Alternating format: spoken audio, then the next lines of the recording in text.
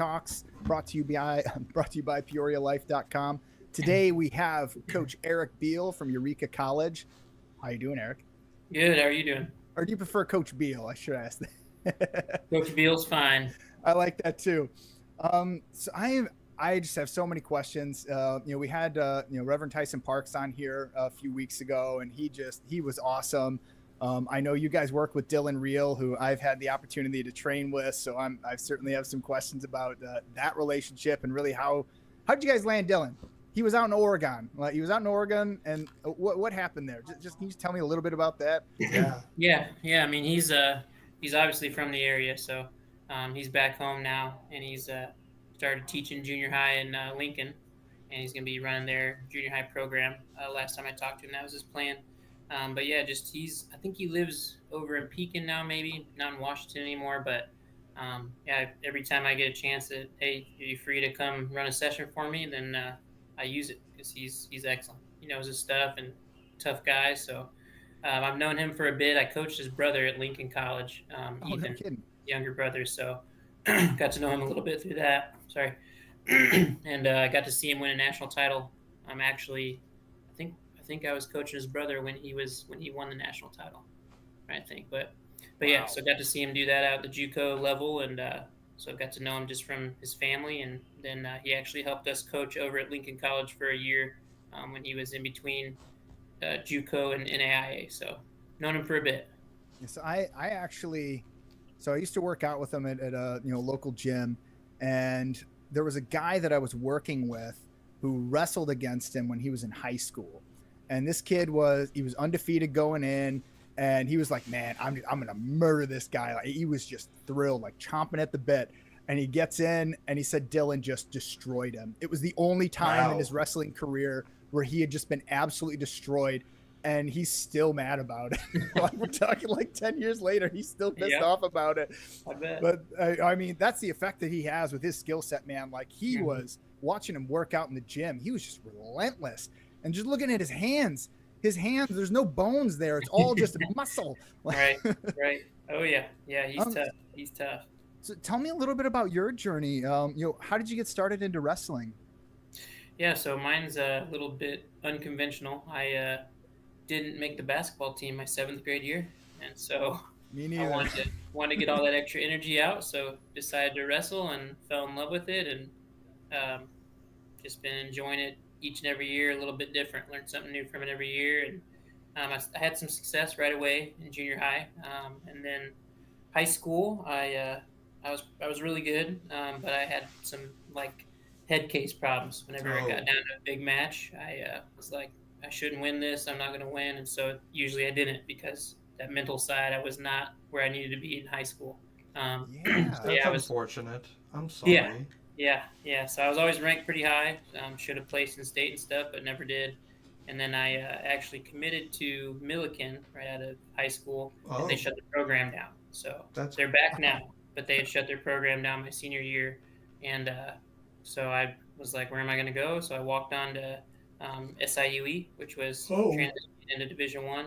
And so I earned a spot there, earned a scholarship there throughout, and was able to All-American there. And then started a wrestling program here in Central Illinois at Hayworth in 2011. Started that program up and had some success there, and then decided I wanted to make the jump to college and started assisting at Lincoln, and then eventually took over as head coach there. And when they shut down, brought the program over here to Eureka. So been a journey of ups and downs for sure.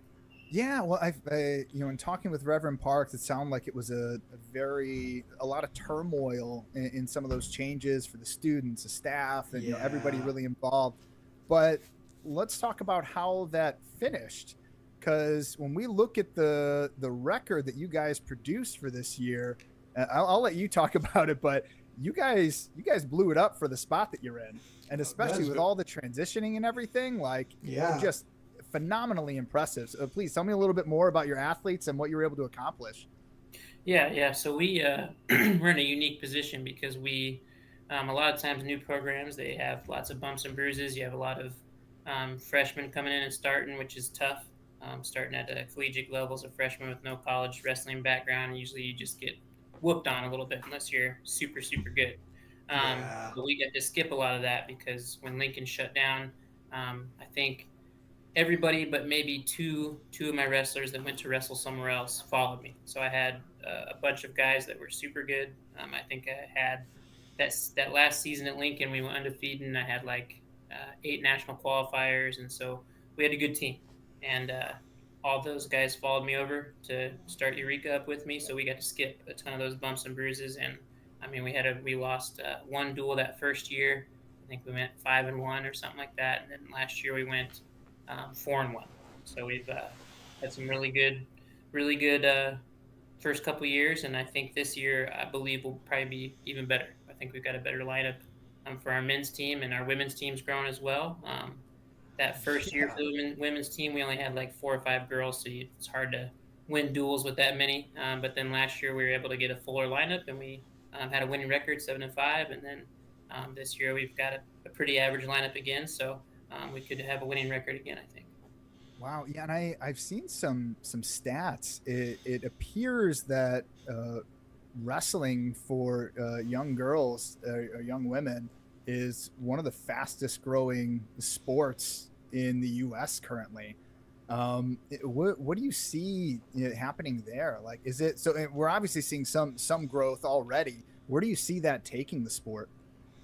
Yeah, I think it's just gonna up it. I mean, I think here in Illinois, I believe women have their own state tournament. I think that's only 2 years old now. They were doing some other stuff. The IWCOA took it over for years, did a great job with it, and then IHSA just picked it up a couple years ago. So there's just more opportunity for girls to compete against girls, for them to make it their own sport. If you watch the Olympics this year, you saw the girls tore it up. I mean, they outperformed the men. So we're definitely doing something right on the women's side for wrestling here in the U.S. Yeah, absolutely. And I wanted to know a little bit more about I saw that you did a summer program, and like, is that like a college level program, or is that like kids, like all ages? Like, how do you typically work those programs? Yeah, so we did a spring freestyle and Greco, just kind of off-season training. So we were able to have our guys kind of work out with people from the community. So we had, I think I limited it from 6th grade to 12th grade, just for the developmental purposes. And we have a guy in town, Ryan Sides, who does a great job with K through 5. So he always does a ton of stuff. He brought in Tony Davis, national champ. I don't know if you know that name. He brought him in this summer to run a camp for the little guys, really for everybody at camp. But he does an excellent job with the kids club. So we kind of picked it up from 6th grade to 12th grade for that spring sessions. And yeah, we had pretty good numbers. I think we had about 30 coming, and Dylan Reel ran a lot of those sessions for me. I think we kind of split it almost half and half. I ran half of them, he ran half of them. So quality instruction. And then, like I said, my college guys get a workout in too. So they're there in the room working out and helping the guys, the littler guys, if they're struggling with anything. So it's a good atmosphere for sure. Yeah, and I want to just touch on that for a moment, because like when I find that when I run into these individuals that are just special, they're unique, they know what they're doing, I find that I just hold on to these people. Like, I want to be as close to them as I possibly can while they're doing their work, and I'm better for it. Like watching people at the top level train at the top level and perform at the top level is just, it's inspiring, it's infectious, it's incredible. That also, you watch what they do to also steal what they do. Well, yeah, I mean, a little bit, yeah. I mean, I imagine a lot of it's just building the muscle memory and the muscles in general to be able to execute a lot of the moves and grappling. But then I saw a thing recently, Neil deGrasse Tyson came out, and he was a college level wrestler. I don't know how elite he was, but he came out and he was saying essentially there was a study that was done, and if you ask anyone in the world who has ever participated in wrestling, what is the most difficult sport, it was wrestling. It was like almost a 100% thing, like every single one of them, and he seemed to kind of mirror that. So what do you think it is about wrestling that makes it so challenging, but is also like pulling so many people in? Yeah, I think there's just no breaks. There's no breaks. I know even at like the MMA level, there's not a lot. I mean, you've got your guard positions where maybe you can take a breather and things like that. That's how it is for wrestling as well. Like you've got very few positions where you actually get to take a break, because as soon as you do, there's a guy in on your leg, or there's a guy trying to pin you, or whatever. So it's just a total body exhaustion. We're using all your muscles, and you don't get, you got football, you got basketball, those sports where you got some quick sprints, but then you get a little bit of break kind of thing. You get a little time to catch your breath. In wrestling, even in between periods, it's not much time to catch your breath. So you're just going. So you think it's that just that conditioning element that makes it so difficult? Because then, I mean, on top of that, you're adding this kind of chess match, and you have to perform instantly with the right move at the right time in order to win in that particular situation. So I imagine those two elements combined could be really, really difficult, especially if you don't have the diet and everything behind you. Which speaking of, well, I did want to touch on injury. So, because I was practicing a little bit of jujitsu. I didn't have an instructor. It was just me and my buddy just rolling at a friend's gym. Really dumb. Don't do that, by the way, unless they're a professional. I cracked my sternum and I broke my rib. Wow. Yeah. The worst injury that I've had was, just on my own accord, not in a gym. It was because I didn't have the right people around me. I'm curious, from your experience, what's the most common injury that you see, and what's maybe something we can do to prevent it? I'd say for wrestling, it'd be knees and shoulders. Knees and shoulders always. Ooh, that's understandable, because usually when your movement starts from your knees and your shoulders, of course. So, and also whenever you land, it's more likely you're going to land on your shoulder or your. It just hurts just to think about that. Yeah, for sure. Yeah, those are two big ones. I mean, those are the ones that I feel the most achy after I roll around with the guys. Still, is my knees and my shoulders. I think for injury prevention, for me, I just take things slow. Guys always just want to wrestle live. That's what. Right now we're doing some preseason workouts, and the guys are like, "Are we wrestling live today?" I'm like, "No, we're not. We're not ready yet. You're not in enough conditioning and shape, and your muscles aren't ready for that kind of pressure and all those different kind of movements that you can't predict and things like that." So we take it really slow. We do. I mean, I say we take it slow, but our workouts are intense. Their drilling's hard, those kinds of things. But we're not going 100% because we don't need to yet. And we're in week 2, and we're not doing that yet. So. We definitely get a good core part of our hard drilling and our technique down before I let them kind of go full tilt. And I think that helps a lot. Of course, injuries still happen just because freak things happen. You get put in weird positions, you land weird, those kinds of things. But I try to prevent it as much as I can. Well, I really appreciate that. And I really think it speaks to the level of coaching that you're at. Because when you interview guys like George St. Pierre, he comes out and he'll say, he's watching people just leave their entire careers in the gym. They're just sparring like crazy. They're trying to hurt other people. They're essentially taking the game in their mind and they're putting it out in the gym as opposed to in the in the fighting arena. And even for myself, when I first started off, really my second stint into martial arts, I was killing myself unnecessarily. I was doing 2-a-days every 5 days a week. I was running in the morning for 30 minutes, and I was doing 30 minutes on a bike. Then I was doing some weight training, and then after that I was doing Muay Thai and boxing at night for 1 to 3 hours, depending on how long they let me stay there. And I remember afterwards feeling really, really awesome, and that's why I kept doing it. But I also I kept hurting myself in little ways. I sprained my foot just walking in my kitchen, and I think it partially just because I was overdoing it. Yeah. So, what advice would you give to wrestlers and coach if they want to go professional? Well, there's no real professional side from wrestling. College is about. I mean, Olympics is the top tier, and then college is probably right below that. So the guys that are here are at the top of their lineup. I mean, it's very hard to make the Olympic team. So That's as professional as it gets. But as far as like other opportunities, I mean, you have MMA that you can go that route. You can try to get into the Bellator, UFC, or Shamrock, or all those other kinds of promotions.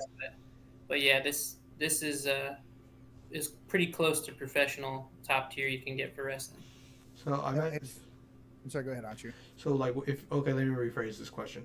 What advice would you give to people who want to go into wrestling, regardless Just of in level? general, Yes. like in high school or In anywhere. general. Okay. I mean, I would just say to be patient. I mean, it takes a while to learn all the moves and to know what to do and to be able to react. Kind of like Phil was talking about a second ago of that kind of mind chess match kind of game of once you figure that out, then you get better. But it takes time of wrestling. It takes time off of wrestling so you can kind of rest and react and think about, reflect about what you did that previous season before you go back to the next one. And so I would just tell them to be patient, stick to the process, and trust that it'll work. Hmm. So, if there are any upcoming, well, I can't say college wrestling and Olympics are the. So, if you were to see any upcoming wrestlers in your college, who would you, well, could you say, or anyone in the state, would you like to talk about? All right, so you're asking what some wrestlers I'd like to talk about, like in Yes. the. Well, if they're up and if they're up and coming, like basically discuss whether if it's your students or anybody. Yeah, I mean, I think right now some of the big time things you're seeing is like AJ Ferrari's coming back, so I think people have been talking about that quite a bit. Carter Oh, Rocky, he's coming back, could be a 5-time national champ. So those are wow. probably the big names right now on the big stage here that everybody's talking about. So, what do you think makes them special or unique? Yeah, I mean, probably their work ethic, I would say. Definitely with Carter for sure. I know. I mean, just he's going. He could be the first ever 5-time national champ. So that's huge. So I know his work ethic's got to probably match that. And he's at Penn State and in the environment and the room he needs to be in with the coaching and all that. So he's So, got the tools to do it. so if usually for your training routine or what you put your wrestlers to, so could you talk more about that? Yeah. So like I mentioned before, we do a preseason, so I let the guys get here and kind of just be college students for 3-4 weeks, just get used to going to class and stuff, and then after that we start a preseason that's more so captain led practices, and they're just getting in shape, doing what they need to do, and then we start our official season where we're on the mat every day, and um, I mean really just depends on what's going on, but like I said, I take it slow and I get people where they need to be physically before we start really hitting it super hard. And I try to just kind of taper the training based on what we have. So if we have a tournament coming up that week, then I'll start us off heavy in the beginning of the week, and I'll taper down so that we're feeling good, ready to compete on the weekend. Um, but yeah, that's kind of how I run it. So, if I were to go into wrestling per se, would I focus more on building muscle or developing my cardio? Um, I would say it'd be a pretty good combination of both of them. Okay. You definitely want to be in the weight room for wrestling for sure. That separates people. You can tell who's been in there and has done that, and you can tell who hasn't. Because I primarily do Muay Thai. So one important aspect of Muay Thai is the clench, where you grapple your opponent like this, and you basically so you can knee them and you can control their movement. Fortunately, that's one of my biggest weaknesses, learning how to dominate my opponent and control their movement. That's why I'm asking all these questions. So I know again I'm talking about dull questions. So what kind of diet would you recommend wrestlers go to? Yeah, I mean, I would tell them really just to have foods that it's kind of like quick energy from. Like if they're on a tough weight cut, I always tell them stay away from like heavy stuff like starches and potatoes and those kinds of things. Really focus on your fruits, your cold cuts, those kinds of things. I always made smoothies a ton whenever I was cutting weight, just because it's quick energy and you can get it out of your body quick if you need to. So we That's focus a lot on that kind of stuff. But I mean, I tell my guys to make sure they're eating. I mean, if you want your metabolism to work the best, you got to make sure that you're feeding it and you're eating and you're fueled up so that you can lose more weight. Otherwise, you're just kind of losing nothing. So yeah, usually what I like also to do, I'm not the best at dieting. So like what I like to do is a mixture I drink is mixture of turmeric, ginger, black pepper, turmeric and cinnamon. It's kind of like it's an energy because it provides me iron and it helps with a lot of my immune system. It's also good for losing weight. Like, do you do anything similar? I've never done anything like that. I don't think. Yeah, I think I've really just done smoothies. I'm a big smoothie guy. I think they're huge for energy and stuff. I'm sure a lot. I probably would help if I did some of that stuff that activates some different glands and things like that in your body, but I haven't done enough research into that. Let's. So, so here are some things I would like to ask that are more personal. So, who is your biggest inspiration whenever you were wrestling, like when you first got in, and who inspires you now, as well? Good question. Let me think here. Biggest inspiration.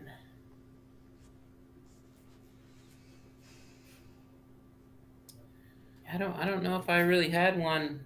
I mean, we had all those guys that we looked up to that were super good. I mean, I just had buddies around me that I was trying to get better than and to stay better than and things like that, to kind of push me to just be the best that I could be. I mean, say biggest inspiration and that impacts me the way I coach and wrestle, I'd say is God, for sure. I think that just goes into just the way I do things, like making sure that my character's where it should be and doing little things right and things like that. I'm trying. We had a power outage. Oh shit! I'm sorry. Bye. Yeah, everything just went completely out. Okay. Bye. Hope I can't hear you. Oh, sorry. So that's actually so you really so do you feel like you inspire your students, or do they? I'm sorry if I'm pushing boundaries and. Oh no, you're good. I just didn't know if you're done the question. Sorry. Yeah. I would think I do. I think a lot of them definitely come to me for advice and things like that, and I think that they see the way that I work and the way that I live and those kinds of things, and they want to do better and they want to be better people because of that. I'm not a huge. It's funny that I'm doing podcasts. I'm not a huge talker. I more so live by my actions, and people see that and they can kind of just go off of that kind of thing, just being solid and doing what you're supposed to do and those kinds of things. And so I think that my guys see that and they're inspired by that and they can count on me, and I think they get a lot of that from me. I confess, I can see I'm like that too. Phil is the more talkative of the two of us. I admit I'm not as knowledgeable about combat sports as he is, because usually I focus more on training on myself than paying attention to other people. Also, apologize to audience and you, Coach Biehl, that the reason why Phil dropped out is because he had a power outage at my house. At his house. Gotcha. That's why I was on the phone just now, because I wanted to see where he was. Oh. Because usually when he gets cut off, he rejoins. So I thought to myself, maybe something might be wrong. So we'll continue. So I have a question. So you mentioned some of your students go into MMA after they graduate, or explain more about that. Yeah, I haven't. Trying to think of. I haven't had anybody really go into it yet, but I've got a few guys that are seniors this year that I think are gonna definitely try to go that route. Oh. One of my guys who gonna wrestle 33 or 41 this year. He was a Golden Glove boxer, and he's trained a little bit. Oh, he's back. Yes. Yeah. So just had a random power outage. That was fun. It was like, so power goes out. I'm sitting in here just in the complete dark. I'm like, okay. So I walk upstairs. See, I figure, maybe somebody like hit a light pole or something. I go upstairs and it just smells like a sewer in my living room. I'm like, oh God, do we have like a sewage backup too? No, my one of my little boys, he's 4. He's like, no, is that he pooped? It's like, okay, at least that didn't happen. So I don't have to deal with any of that. So I actually wanted to touch on, we were talking about the transition, really lack thereof, of many um, uh, levels above, collegiate wrestling. It was actually one of the things that inspired me to do, this podcast and really get into training. It's because I saw people like Tyrone Woodley is a perfect example. He was able to take a high level college wrestling career and translate that into, an incredible UFC career, and then making a ton of money in boxing. And I got to thinking to myself, like, why doesn't this happen more often? When we look back at the first few UFC events, it was wrestlers that won those, other than Hoist Gracie. But like outside of that, it was wrestling. Like that foundational grappling seems to be just like a tremendous piece of the game. Like if you have wrestling and a little bit of stand up, like you're in the top 10% of most dangerous people on the planet, in my opinion. Yeah, because we actually, before you got back on, I asked Coach Biehl about how many of his fighters are transitioning to MMA. So it kind of intersects with your question. You mentioned like someone who fought in the Golden Gloves and sorry. Yeah, actually, you know what, Coach Biehl, you should do the talking, not me. Yeah, that's it's actually funny that you mentioned Tyron Woodley. He was my wrestling coach at SIUE. Wow, what? That's crazy. Wow. So, as he was going into as he was starting his MMA career, he was our interim head coach. Wow. For a little bit, so I know him super well, and we went to a ton of his fights when he was just starting out. I think it was called Strike Force was the promotion he was in right away. So we would go to all those and get tables, and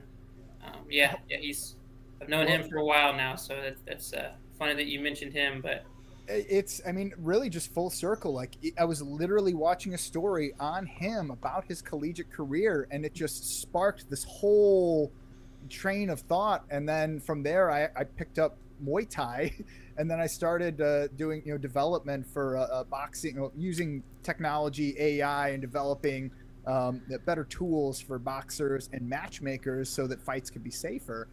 But it was really based around there's tens of thousands of highly skilled wrestlers out there that have a ceiling, and it's college. Let's break that ceiling. Let's give these guys an avenue so they can continue to utilize the skill set and make a career for themselves and their families. So that was always my thought, and that's incredible. So you got to work with Tyrone Woodley.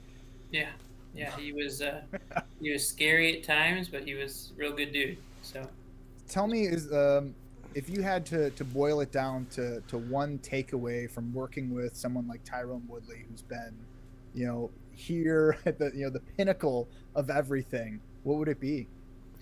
Just doesn't make excuses. I remember when he was our coach, he broke his hand, and then we saw him in the gym every day. He was just working legs. His legs got huge, and so he was just an animal. He just was always working, always wrestling, always expected the same thing out of us. So it was definitely drive cool. Came from?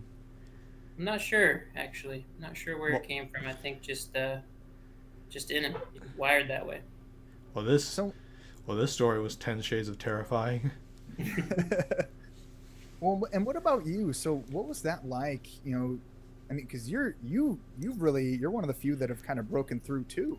Like you were able to take your wrestling and turn it into a career for yourself. And I imagine that you would likely have a much higher level of happiness than many of other individuals who are out there in their careers, because you're doing something like wrestling. And these assumptions based on you and just what I've seen from your guys there. But what would you add to that? Yeah, it's definitely nice just to be working in wrestling every day and be able to be around it and talk to high level guys and that kind of stuff. So yeah, I think it can definitely take you farther than you think. I would have never thought in college that this is what I was going to be doing. I went to school to be a teacher, and I taught for 10 years, and then this opportunity came about, and so I love it. I wouldn't go back. I don't want to go back teaching. I can't say I won't, but but this is where I definitely feel like I'm successful here, and that I'm giving back in a good way to the wrestling community and just in general. So yeah, definitely took me farther than I thought I would. So, and I mean, I find that cool too, that you're able to, kind of, had your degree in education, teaching, and then you're still really you're just in higher education in the athletic world. So you were able to use that teaching experience to your benefit. So, and I only mention that because, for me personally, my wife is a teacher, and she, after 3 years, she decided that it wasn't quite for her, but that was back, the Illinois budget crisis. I'm sure you remember they slashed budgets by 40% for all of the schools in her area. So suddenly they didn't have a guidance counselor. They didn't, I mean, not at all in the school anymore. They were supposed to have, a worker for each class. They had one for 4 grades. Like, yeah, oh yeah, it was really, really rough. And she took it very, very personally, because she wanted to perform at a very high level, but simply didn't have the tools to help them. So at the end of the day, she wound up making a similar turn into higher education and went to Bradley University as a program coordinator. Awesome. And now she's, working in marketing for a nice big firm in Peoria. I digress. That's cool. But, no, I appreciate I understand what it's like, at least from the back end of what teaching is like, right. Coming home after doing a full day of work to do more work. And then the pay, obviously, I think that could be much, much higher, at least especially for our teachers that are starting out. But, that's a whole nother conversation. Right. So what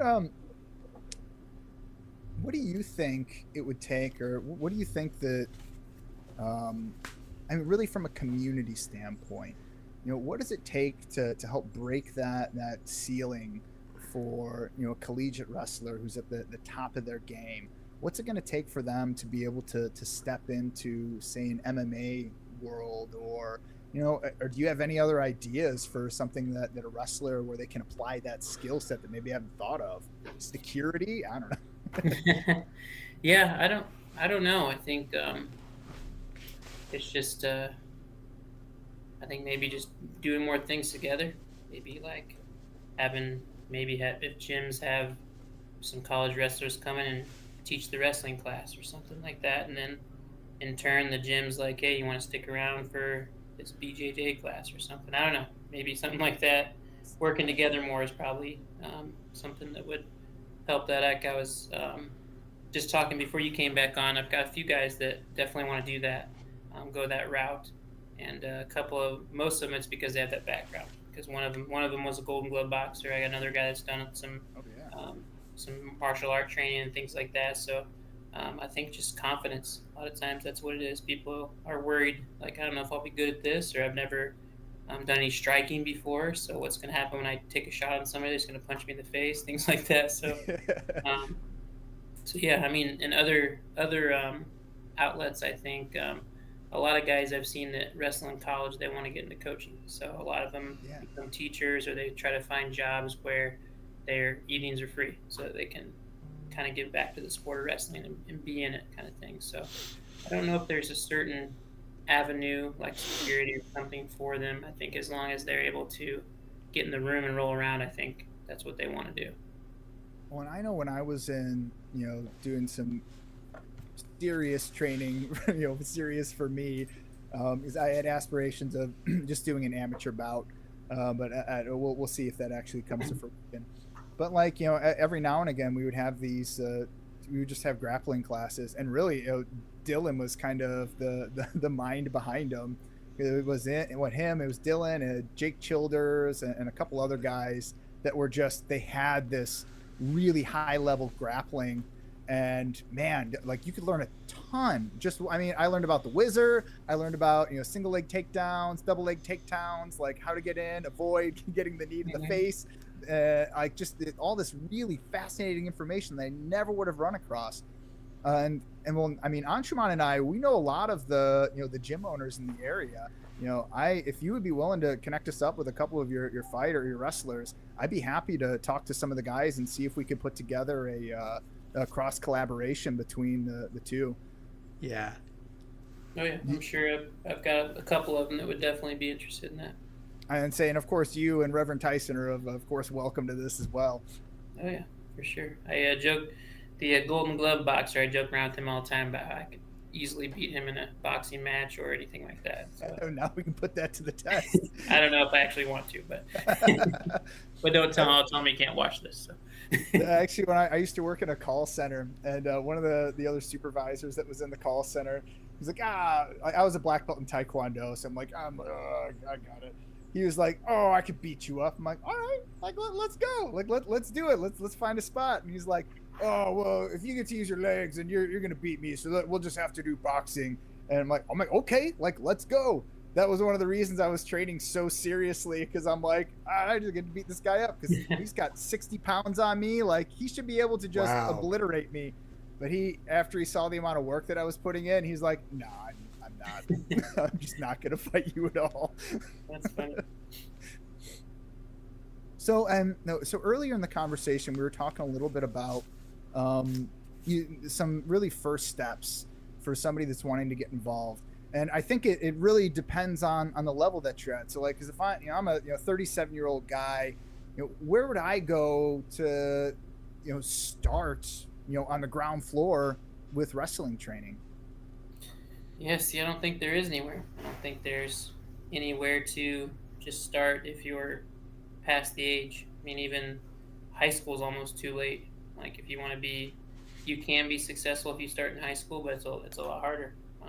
People are starting younger, and so people want success. So a lot of times if people don't get it in that first year, that instant gratification type thing, then they kind of give it up. So you can be successful if you start in high school. It's a little bit harder, but it just takes the work. And so I think we just need more places, and I don't know where those would be. Like if that would be like a position at like an MMA gym, if they had like a wrestling class and had it for adults or whatever, or if that's I've seen some places like they've done that where they have like an adult open mat type night where some clubs will do that or things like that for wrestling.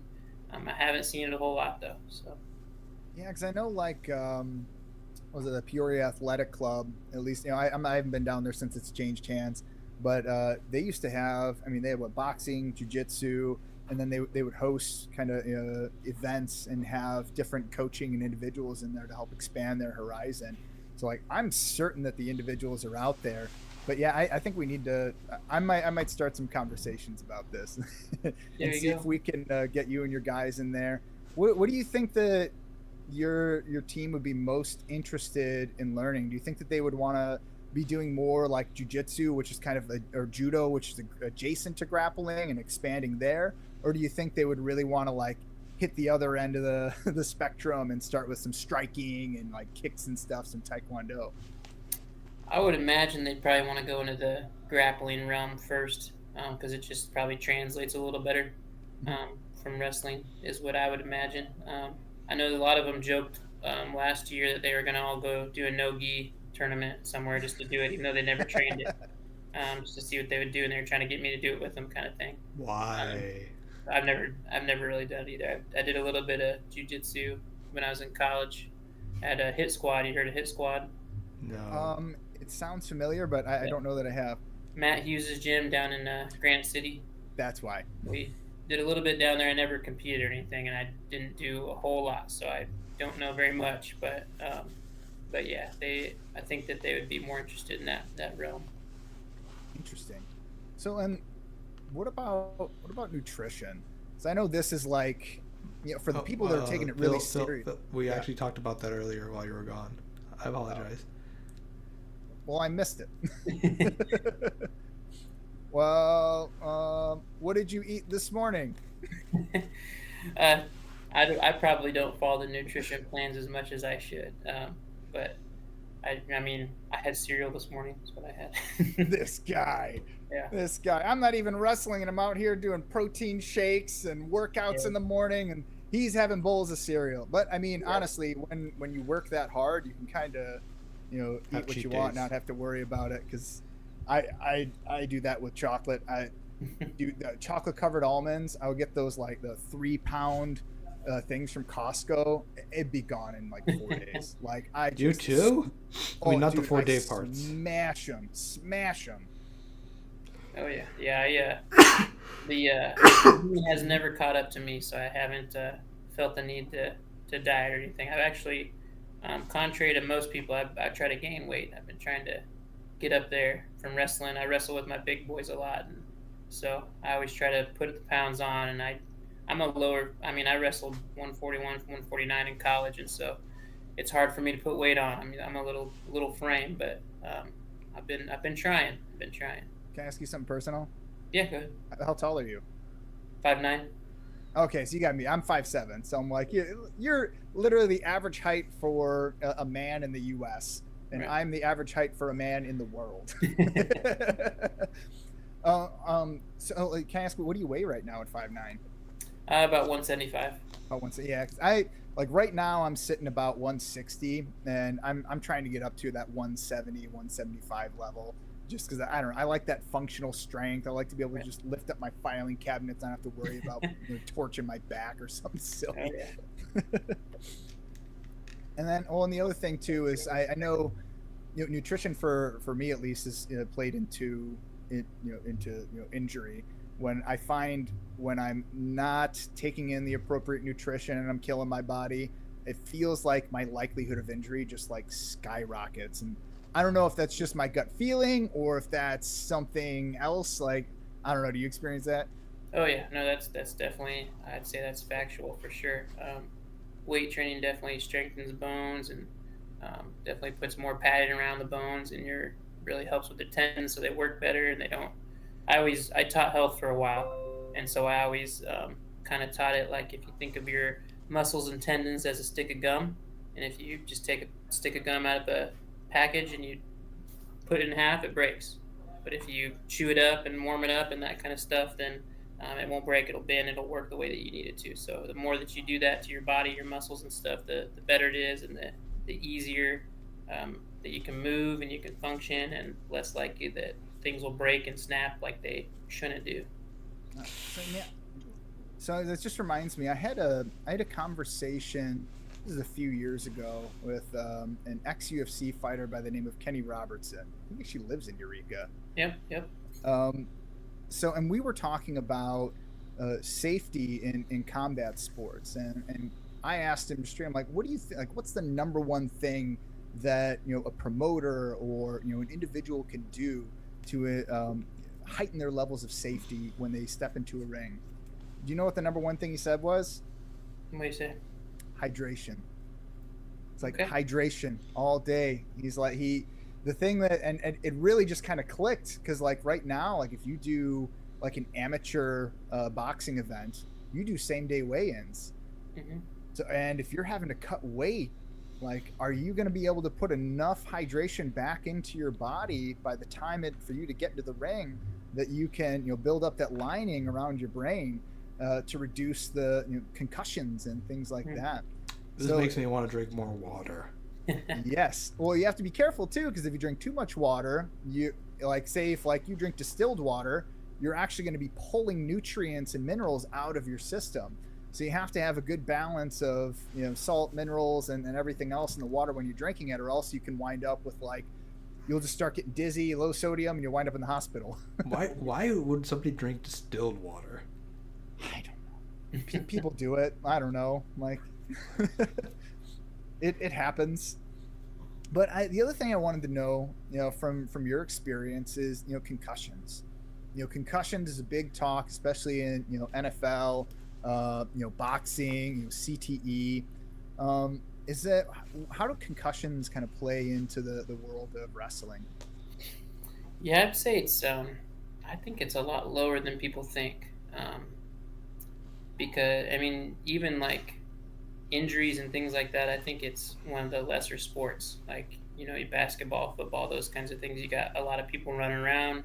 Collisions can happen, things like that. I think it's probably more prevalent in those sports for concussions than wrestling, because you're just one-on-one. There's a ref right there. If they lift you up too high, it looks dangerous, they stop you. If they got something twisting the wrong way, the ref stops it. So I think we do a pretty good job about that. I think concussions, I would bet, would probably happen in practice more, where there's more people running around. You can't see everything, so somebody might get slammed harder than they should, or another partner might fall on top of something, things like that. freak things like that. But like in an actual wrestling match, I don't know if I've ever had anybody that's got concussed from one. I'm thinking, I mean, sometimes, you know, even like the ref will stop it if you're hitting too hard on the head, or if you're using your head to kind of headbutt. They don't allow any of that, so they really try to make sure that that doesn't happen. Wow, that's excellent. Yeah, and I can certainly see that, you know, having that one-on-one ref certainly helps, you know, versus the, you know, the other environments where you're just, you know, kind of practicing. Sometimes your tension gets drawn away, and maybe something gets a little hot, or maybe they just don't know their own strength and put somebody over. Oh man, I had something that I wanted to ask you, and it went away because I started thinking about something else. Rephrase your thoughts. What were you thinking before then? Let me think. So we were talking about wrestling. I don't remember. This is the whole ADHD thing. Just ruins me. And we were talking about concussions. We were talking about hydration. What was it? It'll come to me probably an hour from now. Anshuman, do you have any questions for Coach Biehl? Not that I can think of. Well, I think of. Now I know. Now I know what I do have questions. So, Coach Biehl, how do you feel? Do you feel like the Central Illinois area helps combat sports practitioners? Because one of the reasons Phil and I started the Peoria Fight Talks and the Peoria Martial Arts Forum in general, because we feel like Peoria has the potential to become a combat sports hub. Yet you barely hear anyone talk about it. Like, your college produces a lot of athletes, talented, not just wrestlers, but also we have a lot of highly skilled combat sports gyms in the area. So what are your thoughts?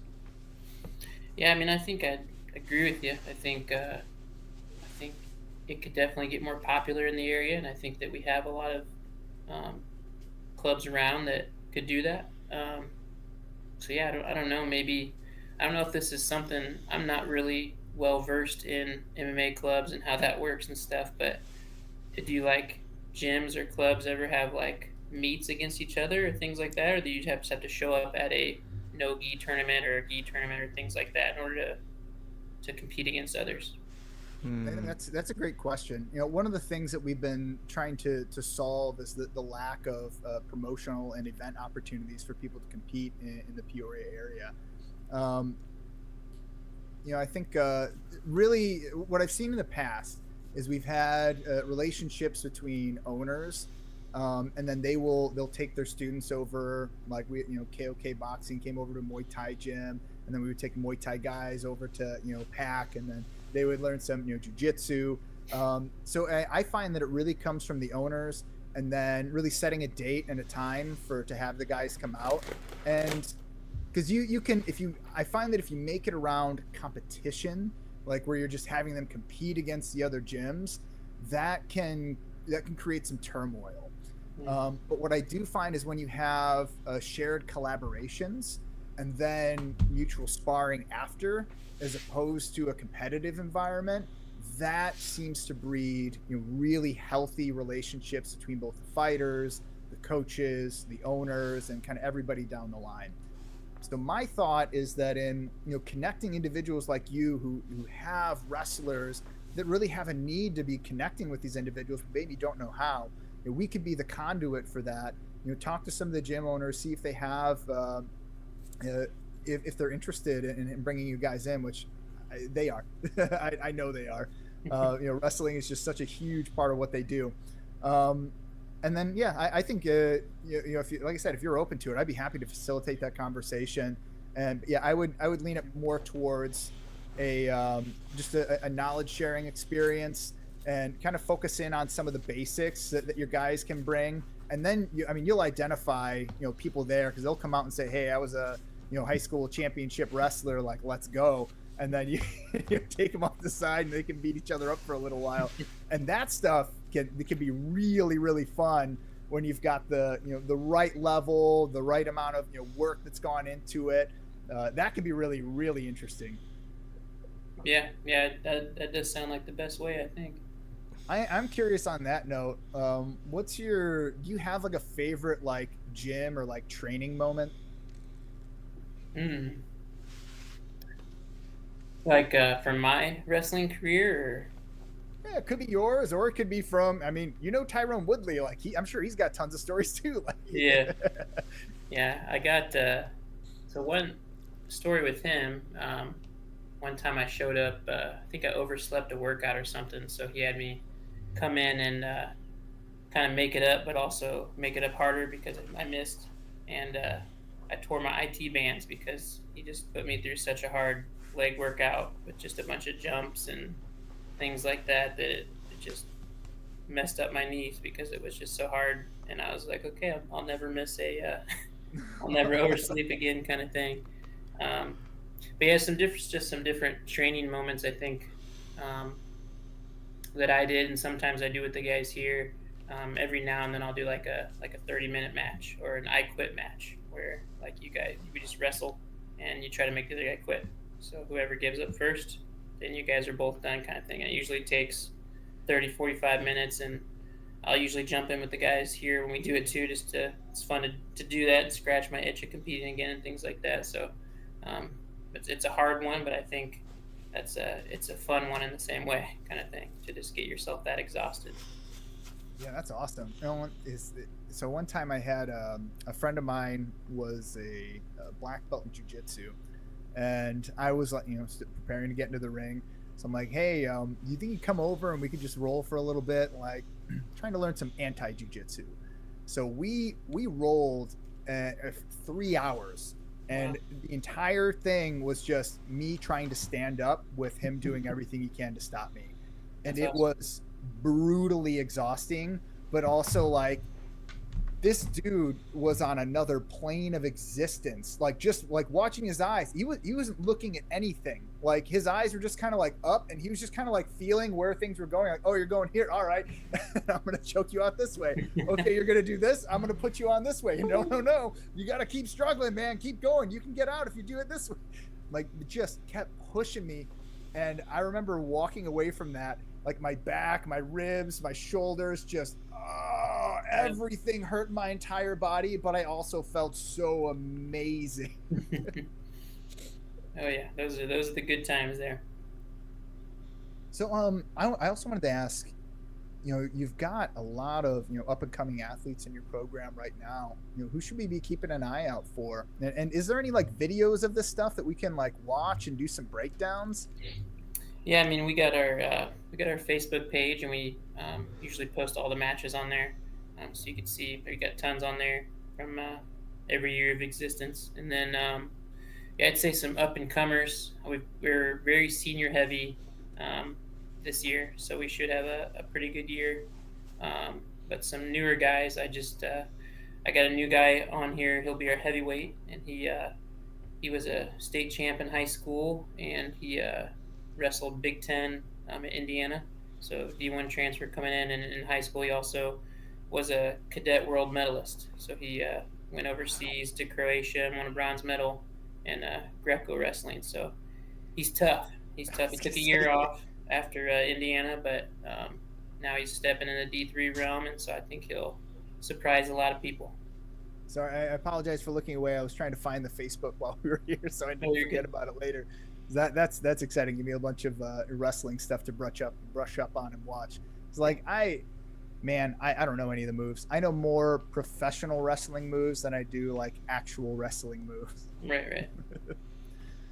What about like recovery stuff? I know that's got to be huge for you guys because you guys are just putting the work in.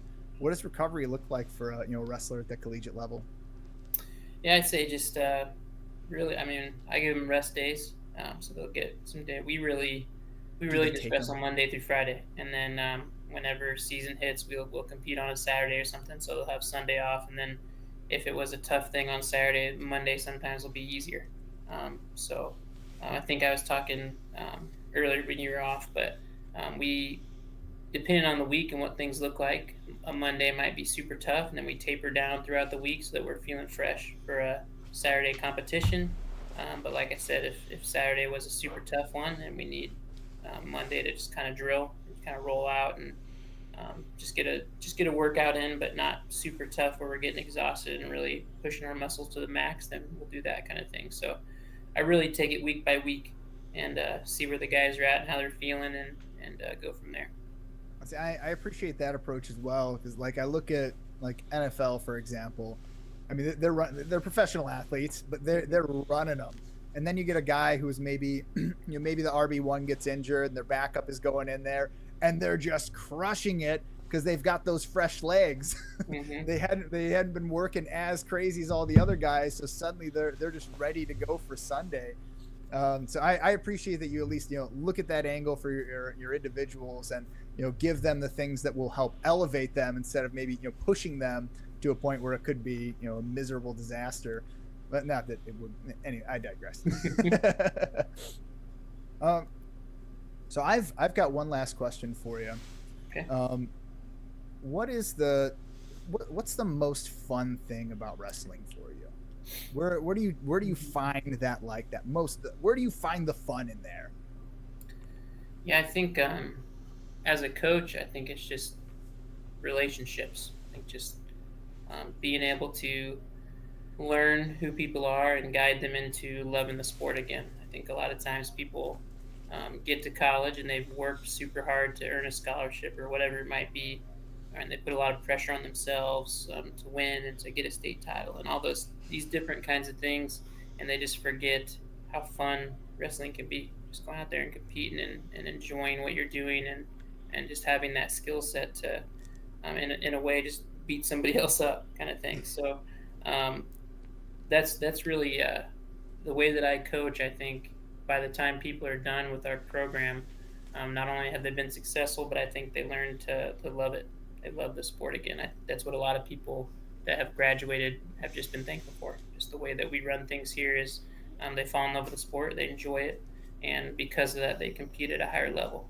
They're able to erase a lot of the stress that comes with, I gotta win this many matches, or I gotta make it to nationals or whatever. Because I tell them day one, I don't care about that. I just want you to come in and give me your best effort, and we'll let the rest kind of take care of itself. So I think just seeing how people grow in the sport from that mindset, and then seeing how they grow after wrestling from that mindset. I still keep up with my guys that graduate. I still call them all the time and see how they're doing and things like that. So I think that's the biggest joy for me. And then, I mean, along with that, like I mentioned, I like wrestling. I love to get in there and scrap with the guys still, and it's just fun for me. So it's the ultimate chess match. Mm-hmm. I guess the really the last thing I want to know from your perspective, because I look at, I think about myself when I was growing up, like I had a severe lack of confidence. I was really insecure. I didn't ever get into fights or anything, but I found I was avoiding conflict because I didn't really feel prepared, even as a black belt in Taekwondo. How do you see wrestling fitting in as building confidence for the individuals partaking, but do you see it as also a self-defense art, something that's practical to be used in the street?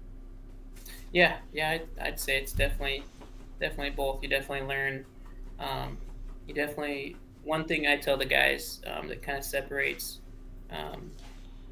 not being a high level to being high level is learning to take people where they want to go. So when you're wrestling somebody, if you learn which way their body's going and where the momentum's going, the high level wrestlers will capitalize on that, figure out where they're going, and just take them there. Let them go there, not use a whole lot of energy, and figure out how to do that. So that definitely would help on the self-defense realm. If someone's coming at you, then you're just going to learn how to step out of the side and pull their arm that way, so they just get that way a little bit more and things like that. And then I think with confidence, competence definitely leads to that. So the more that you dive in and study and learn technique and just do it more competent you become, and then the more confident you will be in what you're doing, kind of thing. So yeah. Well, I also, in my experience, seeing that type of confidence playing out in the real world, you would think that it would escalate, some of these situations, at a bar, whatever it is, but almost all the time it the way I've seen it used is a way to diffuse, tense situations. Like, you don't even have to say anything about wrestling. You just walk up to whatever's going on with that air of confidence, say, hey, knock this stuff off. Mm-hmm. And like, suddenly you've got their ear. They're changing their tune. They're thinking a little bit differently. And I don't know. Did you experience anything like that? Yeah. I mean, I'd say for sure you definitely feel more confident that you could de-escalate a situation if things got out of hand. And so I think just maybe for you, if you are a wrestler, you're not so worried like, hey, something might go wrong here, because you're like, I'm okay, and I'll be calm, and if somebody comes at me, then I'll handle it, kind of thing. And if you see it, you're able to do it too. So what do you think is, like, just looking at the world of martial arts, everything that's out there, what do you see is like the best of the best in terms of self-defense? I'm walking around on the street and somebody's accosted me, and I'm in a position where my life is being threatened and I need to defend myself. What skill set do you think that person would, if they had it, would be most likely to walk away from that situation? I mean, I'm biased, so I haven't explored the other martial arts as much as wrestling, so I'll have to stick with what I know, and I'll vote for wrestling on that one. And I love that. I think that's great, because it speaks to, it could absolutely demolish people. I had a fixation a while back where I would watch just every fight that was on YouTube ever, and like before the fight I would pause it and I would try to figure out who was going to win, and within like a 95% degree of accuracy, just based on where their feet and hands are, you could tell who was going to win these fights. But then every now and again you would see one of these grapplers, a wrestler, would come in and, like, hands down, they just shoot, double leg takedown, put the guy on their head, and then boom, it's over. They walk away. It's like, oh, holy crap, that's absolutely incredible. I also want to mention, I think mental fortitude. Mental fortitude, I think, is the number one. If you're able to put your ego aside, that I think will give you the best skill set to be able to walk away from those situations. But outside of that, having, grappling at your back, because like I said, you can do those, just boom, dump them. Like, you can work with multiple people, where in like jiu-jitsu, it's very much a one-on-one sport. Like, you get somebody and you take their back, but they've got two other guys, waiting in the wings to come and do whatever. Like, that can be kind of a scary situation. But having a lot of other people, like boxing. Boxing can be great when you're doing, facing multiple opponents. But if you're facing multiple opponents, you have to do it the right way. You have to keep backing yourself up, so you're funneling them into this straight line. And normally when you're doing boxing, you're getting yourselves off the line. But instead, you're feeding them into it. And I don't know. I just feel like there's all this, like, really interesting, kind of cadence with all the different martial arts and how these things can play out. And I saw another video with it was a guy who was a bodybuilder, and he got into it with this guy, and they just started scrapping. And the dude tried walking away, and the bodybuilder just kept going in on him. So he wound up, kicked him in the head, and that head kick ended his life. Dang. And yeah, I mean, it's unfortunate, because like, that's the kind of the stuff you have to think about. Like, if you're a trained Muay Thai practitioner and you're in a situation where you feel like you're in danger and you need to, step up and defend yourself or somebody else that's near you, what might happen to that individual that you go in and strike? Like, it might be the last time they see the world. And that, to me, is terrifying. And that's where I think jiu-jitsu is really kind of fascinating, because in those one-on-one moments, like, if I get into a fight with somebody jiu-jitsu, like, they're going to get me, I'll, tap, okay, we're good. And I will probably walk away. Most of the time, if it's a one-on-one, like, both people are likely to walk away. Anyway, I digress. No, I think I like what you said about the mental fortitude kind of thing. I think I saw maybe Joe Rogan or somebody talking about how wrestlers have been successful because of their training, like just the stuff that they go through day in and day out, and just how it tests the body and tests the mind, and like it just translates over well into their training and the way they approach things and stuff like that. I mean, even like some of the stuff we're doing now for like our preseason training, like like I'll have the guys do a buddy carry 2.5 miles, so they'll switch off and stuff like that. It's not even wrestling, but it's part of the training, and it's stuff that gives them that confidence. Like, hey, I carried a dude on my back for 2 miles. I can deal with this situation that's stressful or whatever it might be. Dude, that is hilariously brutal. A 2-mile buddy carry. It's like they're getting training for the SEALs, man. Oh, yeah. That's not their favorite one, but it's a good one. Well, so what is your favorite for you? When you got to put the guys to work, what's your favorite thing to have them start off doing? I think. I mean, that one's a good one. That one they all hate, but they do it. And just last week we did a ton of hills. We got a really nice hill here in Eureka, and so they did had them split. The men's team did like 10 sprints up the long hill, and then they did 2 buddy carries up it. And then while the girls were over on the really steep hill, they did 10 sprints up the steep hill, and they carried sleds. They pulled sleds up it, and so then they switched. So that was a good one. So we do little things like that week by week, just to get them in the right shape and in the right mindset of like, hey, I can do this kind of thing. You know what I think would be fun if you would entertain this? I would love to come out and just train with your team just for one day and film it so we could see exactly the difference between just a regular guy like me and what it is that your athletes are going through. That'd be cool. I think that would be a blast. Anshuman, what do you think? Not a bad idea. Great idea. You can't hear me? Oh, you're muted. Oh, sorry. There's probably something. It's a great idea. Well, okay, then you get to come and do it with me. We'll have Cedric film. Okay. See his face change. Okay. Just no.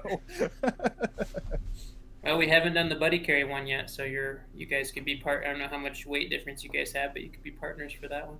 Now, what do you weigh now, aren't you? 179, I guess. I could probably do that. Not bad. Yeah. I could do that. I'm alright. Like I said, I'm a lean 160-ish. I don't know if hate's the right word, but they get a kick out of is while they're doing that, I'm on my bike, just riding back and forth to encourage them and stuff. But they're always like, "Oh yeah, get your bike. You can follow us. You're not gonna do what we're doing," kind of thing. And I always tell them, "I already did my time. I already did that." So. Oh yeah, it reminds me of my buddy went into the Marines and he said that they were all running, and when they would start running and they would have doing the chants and stuff, help them with their breathing, and the drill sergeants are literally running circles around them, just screaming in their face like, "What are you doing? Run faster! I'm running circles around you right now!" Like, right. Or like the other thing that they would do is like when they first get into boot camp, they would have you do like, scream louder, louder, louder, louder. And it was like magic. Every single time they said louder, it got louder. For every single person, they all thought that they were at their max potential and they were yelling as loud as they could. But when they really dug down and put the effort in, there were 5 levels above it. Mm-hmm. And I just found that mentality just fascinating. It just helps me think like, to your point, like even when you're beat down and hurting, like you're gonna get something out of this. Oh yeah. Awesome. Well, I think that concludes our interview for today, but is there anything else that you'd like to share? Do you have any upcoming events or anything that people need to know about your program? A month from today we have our inter squad, so October 20th. That's nice. That's when our team wrestles against each other. Some of those matches will be for the varsity spot. Some of them will just be exhibition matches to kind of showcase who we got and kind of stuff. So that's here at the college. I believe it's set for 6:00 at night, just here in the gym at Eureka College. Okay. Is it open to the public? It is open to the public, yep.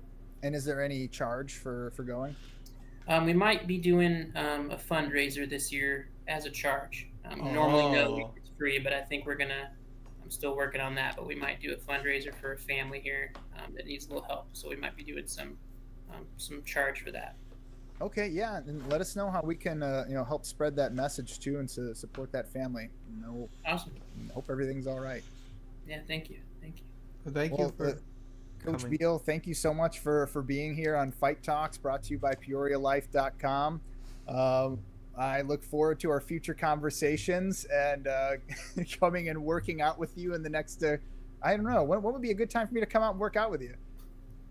I'll have to look. I'll see when that buddy carry is, and I'll text you guys.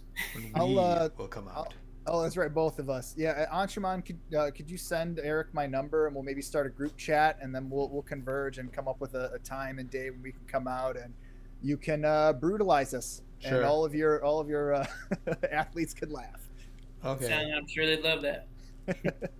Awesome. Thanks again, Coach Biehl.